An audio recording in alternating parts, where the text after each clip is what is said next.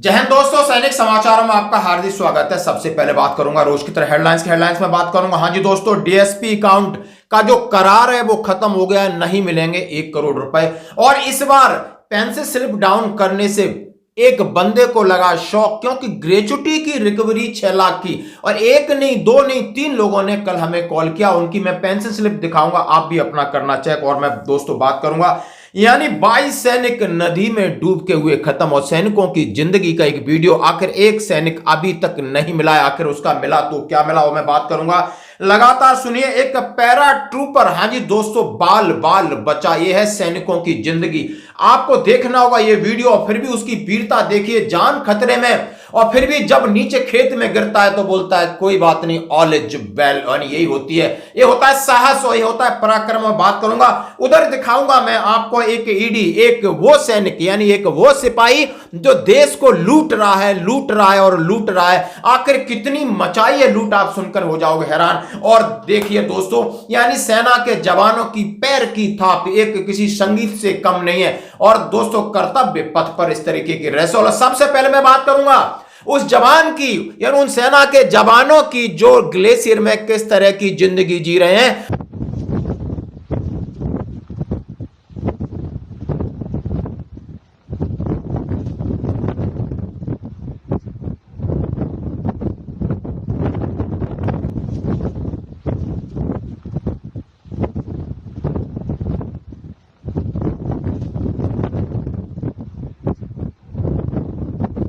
और उनके ऊपर कुछ कमेंट्स करते हैं, भद्दे कमेंट्स करते हैं यहाँ के नेता, अभिनेता, बॉलीवुड क्रिकेटर, कि सेना का सेक्रीफाइस, त्याग और पराक्रम क्या होता है। ये वीडियो आपको दिखा रहा हूं, ये सुनिए और शेयर करिए उन लोगों को जो एसी में बैठकर, रजाई में बैठकर के देश को चला रहे हैं। पूरी सुख सुविधा लेने के बावजूद भी सैनिकों पर टिप्पणी करते हैं। वो देख सकते हैं कि सेना की जिंदगी चंद पैसों के लिए नहीं है। आप जाकर के देखिए कि उसका मन और उसका मतलब हृदय किस तरीके से देश के लिए है। और दोस्तों, और वहां पर वो परेशान नहीं है, यानी भीषण आप बर्फबारी हो रही है फिर भी अपने आराम कर रहा है, अपनी ड्यूटी कर रहा है। ये होती है कर्तव्य निष्ठा दोस्तों। और आपको इस ट्विटर पर कई लोगों ने बहुत अच्छी अच्छी चीजें लिखी, सैल्यूट कर रहे हैं, सलाम कर रहे हैं हमारे भारतीय सैनिकों को और उनके जज्बे को। जय हिंद दोस्तों। अब बढ़ते हैं खबर की तरफ। हाँ जी दोस्तों, डीएसपी अकाउंट का करार खत्म। हाँ जी दोस्तों, एक लेटर निकला आर्मी हेडक्वार्टर से 19 दिसंबर का।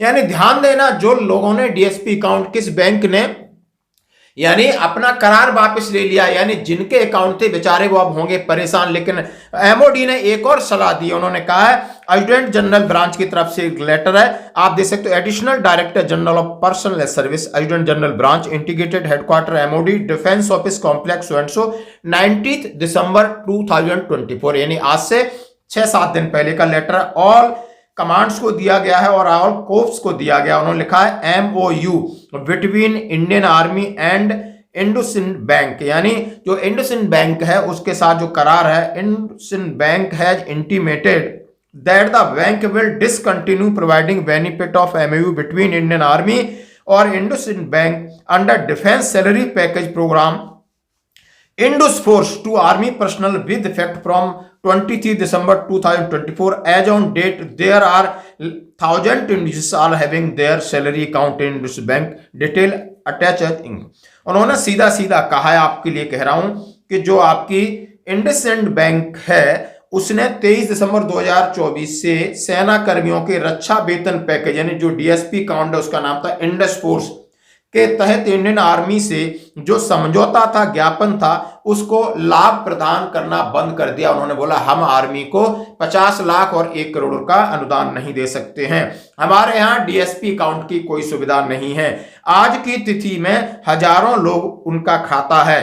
उन्होंने कहा इसकी मुख्य विशेषता के 50 लाख रुपए दुर्घटना मृत्यु कवर और 1 करोड़ रुपए हवाई कवर शामिल था। उक्त बीमा कवर के बिना इंडस फोर्स सैलरी खाता किसी भी अन्य बचत खाते के समान होगा जिसमें आई व्यक्तियों के लिए कोई विशेष लाभ या पर्सनल एक्सीडेंट कवर नहीं है। तो आप सुन लिया, ध्यान दे लिया। बिल्कुल दोस्तों, इन देखते हुए अब इनके डिसीजन लिया है। In view of the same, it has been decided by the competent authority that MOU between Indus Bank and Indian Army will be discontinued with effect from 23 December 2024.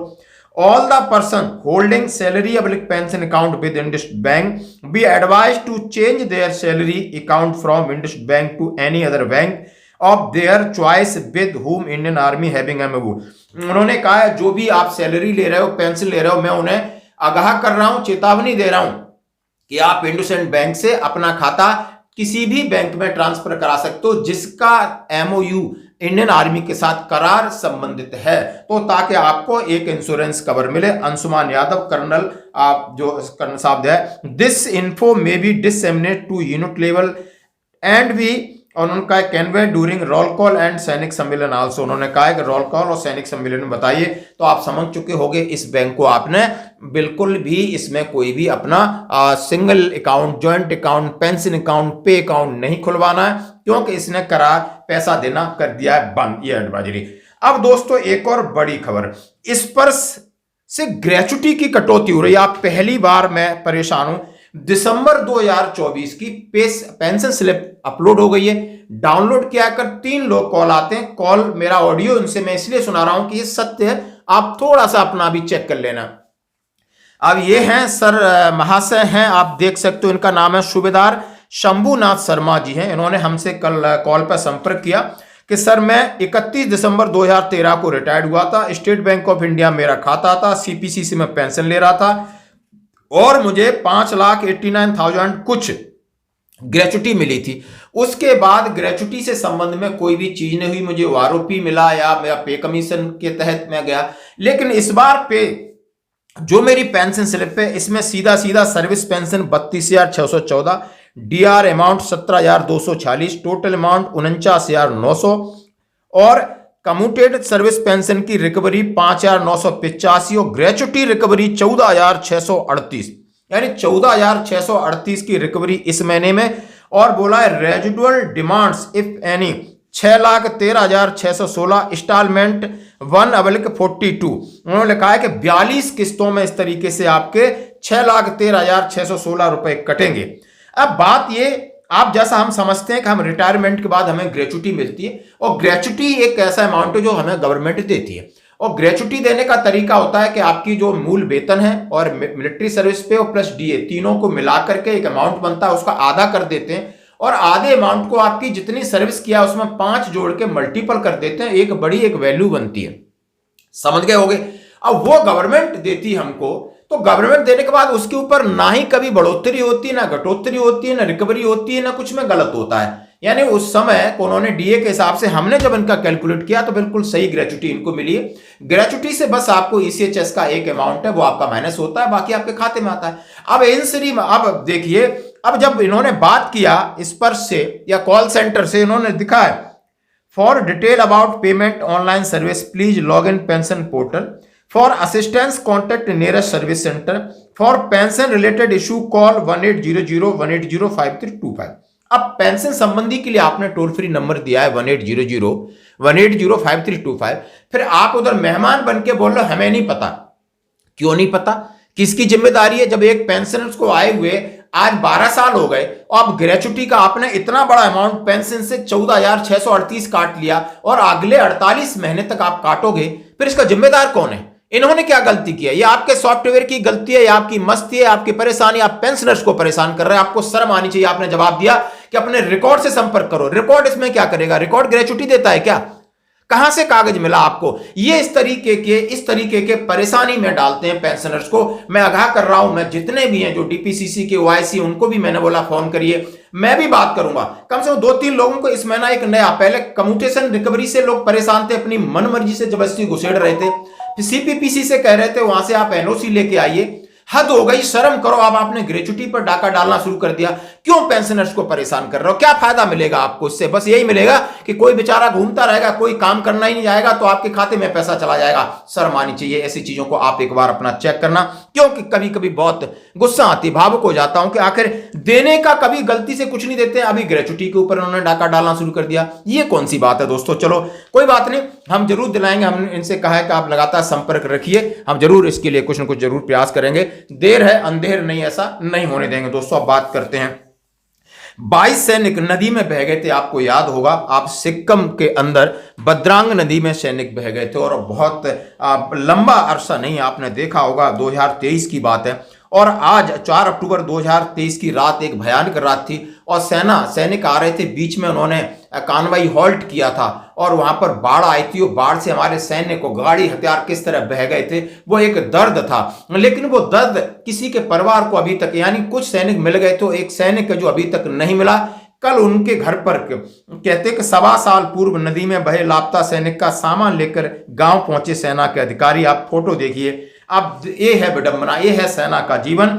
यानी गंगटो सिक्किम की बृंदांग नदी में बहे सैनिक का 1.25 साल बाद भी सुराग नहीं मिला। सेना की टुकड़ी शहीद घोषित करके 39 वर्षीय अरुण कुमार का सामान लेकर वीरवार को बावल के गांव खकोड़ा पहुंची। उनका सामान परिजनों को सौंपा। जैसे ही जवान सामान लेकर पहुंचे, सैनिक की पत्नी, मां, परिजन बिलक बिलक के रोने लगे। दोस्तों, एक बार भी कुछ भी पता नहीं चला। आप देख सकते हो कितनी हृदय विदारक चीजें होती हैं, कितना कष्ट होता है, कितना त्याग होता है, कितना परित्याग होता है। उनके बच्चे, पत्नी, माँ बाप, ये है जीवन। कहते गांव खकोड़ा निवासी अरुण कुमार सेना 18 महार रेजिमेंट में हवलदार के पद कार्यरत थे। उनकी ड्यूटी गंगटोर सिक्किम के पहाड़ पर हजारों फीट ऊंचाई पर लगी थी। 4 अक्टूबर 2023 की रात को जब सेना की टुकड़ी विश्राम कर रही थी, अचानक बादल फटने के कारण नदी ने विकराल रूप धारण कर लिया। पहाड़ से बड़ी बड़ी चट्टानें टूटकर उसमें गिर गई थी। 23 जवान बहकर लापता हो गए थे और आप देख सकते हो कि उसमें अरुण कुमार शामिल थे। 5 जवानों के शव प्राप्त हुए। 18 सैनिकों का कोई सुराग नहीं मिला। बाद में सभी सैनिकों को सेना ने शहीद का दर्जा प्रदान करने की घोषणा की थी। सेना यूनिट के अधिकारी जितेंद्र सिंह ने कहा, आज वे शहीद और उनके सामान और कपड़ों को लेकर उनके परिवार को दे रहे हैं। उनके पत्नी, 2 बेटे अमित तो मंजित और 72 वर्षीय माता अंगूरी देवी को उन्होंने ये स्मृति चिन्ह और उनका सामान और उनको समर्पण किया। दोस्तों, ये है जीवन और ये है दर्द और ये है त्याग। जरा कभी सोच के देखो कि किसी दूसरे का शायद कष्ट न समझ में आए तो एक बार महसूस करना। दोस्तों, अब मैं बात करूंगा एक और सैनिक की जो ईडी, हाँ जी दोस्तों, मैं बात कर रहा हूं मध्य प्रदेश की। यानी अब इसके घर में इतना सोना, इतना सामान मिल रहा है कि इसकी हद है। यानी इसके कितने बड़े लंबे तारे हैं सौरभ शर्मा के। ग्वालियर में छापामारी हो रही है, देखिए, इंदौर में छापामारी हो रही है, कार पकड़ी जा रही है। पूरा का पूरा काला भ्रष्टाचार का तंत्र है। यानी कुबेर का खजाना भरा भरा पड़ा है। यानी ये तो बहुत छोटी चीज थी, 52-54 किलो सोना और इतने 10 करोड़ रुपए। बाकी तो अकूत संपत्ति है, चांदी, दुनिया भर में प्रॉपर्टी, लैंड, होटल, दुबई, मतलब किस तरह लूट मचाई है। और कहीं आप देख सकते हो तृप्त नहीं हो रहा है बंदा, फिर भी लूटे जा रहा है, लूटे जा रहा है, लूटे जा रहा है। आखिर ये अंजाम हुआ। लेकिन इसके खोजबीन चल रही, लेकिन आखिर क्या निकल के आता आप देखिए। और मैं बात करूंगा हमारा जवान की क्या हालत होती है, हमारे अधिकारी की क्या हालत होती है। वो देखो आसमान पे चढ़ा है और पैरा ट्रूपर बैड वेदर की वजह से आगरा में जो कमांडो अपना प्रैक्टिस कर रहे थे और कहीं जाकर के वो थोड़े से वेदर की वजह से शिफ्ट हो जाता है और उन्हें जहां लैंड होना था लैंड नहीं हो पा रहे हैं। और वो अपने पराक्रम और सूझबूझ की वजह से एक खेत में, आप समझ सकते हो शायद आलू का खेत है नीचे, वहां पर जाता है और जैसे लैंड होता है बोला भाई पिक्चर नहीं बनाना और बोलता है ऑल इज वेल। अभी रे छोटू नहीं आई वीडियो ऑल इज वेल। ये होता है ताकत, ये होती है साहस दिखाया है। और ये बड़ी न्यूज है, बहुत जबरदस्त वायरल हो रही है। और अच्छी बात है कि नीचे गांव के लोग हैं जो वहां काम कर रहे हैं, वो पीछे पीछे पैर आके भाग रहे हैं क्योंकि वो अनकंट्रोल हो रहा है। तो सोच रहे हैं लोग जाके हम ये कहीं गिरे तो हम इसको रेस्क्यू करें, इसको हॉस्पिटलाइज करें। नहीं, सब कुछ ठीक हुआ, सब कुछ ठीक हुआ। उसकी बहादुरी, पराक्रम और ईश्वर की कृपा उसके साथ ही। दोस्तों, ये होता है जीवन, ये होता है संघर्ष, ये होते हैं देश रक्षक, ये होते हैं देशभक्त। बात करूंगा और दूसरे हमारे देशभक्तों के। आप देखिए पैरों की थाप यानी कदम ताल जब हम करते हैं और कर्तव्य पथ पर, यही है योद्धा जो देश के लिए अपनी जान कुर्बान करते हैं।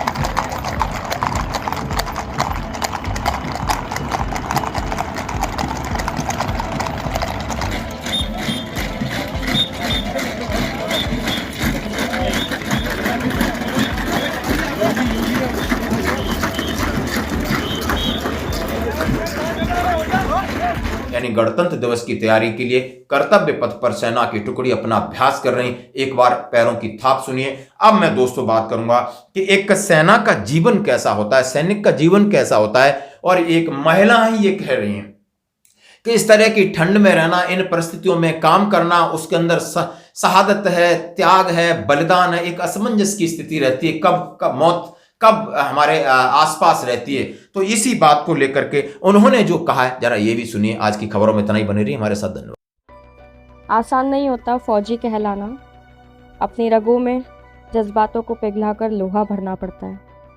ये बात मैं इसलिए बोल रही हूँ क्योंकि मैं अमरनाथ की यात्रा करके आई हूँ और मैं आर्मी बेस कैंप में ही थी।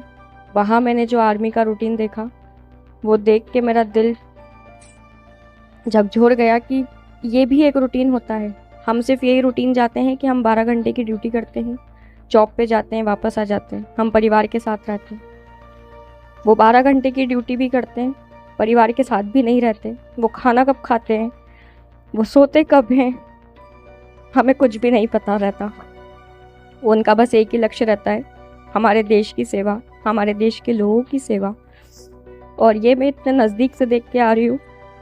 मैं अभी तक सिर्फ इंडियन आर्मी जानती थी कि हाँ बहुत मजबूत है हमारी आर्मी सब कर सकती है। ये मैं प्रैक्टिकली देख के आ रही हूँ कि वाकई आर्मी सब कर सकती है। आर्मी 13,000 फीट के ऊपर जैसी भी चढ़ा सकती है। हमारी अमरनाथ यात्रियों की यात्रा सफल हो उसके लिए वो पुल बना सकती है, वो ट्रैफिक पुलिस का काम कर सकती है, वो हमारे लिए भाई का काम कर सकती है, माँ का काम कर सकती है। हर चीज़ हमारी आर्मी कर सकती है। हम एक चीज़ से कभी बोर भी हो सकते हैं कि हमें एक जगह खड़े रहना है, हम बोर हो गए। बोर क्या होता है शायद उनकी डिक्शनरी में होता ही नहीं। ठंड क्या होती है उनको नहीं पता, बारिश क्या होती है उनको नहीं पता। उनको बस एक चीज़ पता है, वो है सेवा और देश की सेवा। गर्व है मुझे अपनी इंडियन आर्मी पर, अपने भारत पर, कि आप इतनी अच्छी सेवा हम लोगों को सुरक्षित रखने के लिए कर रहे हैं। आपको जितनी बार नमन किया जाए उतनी बार कम है।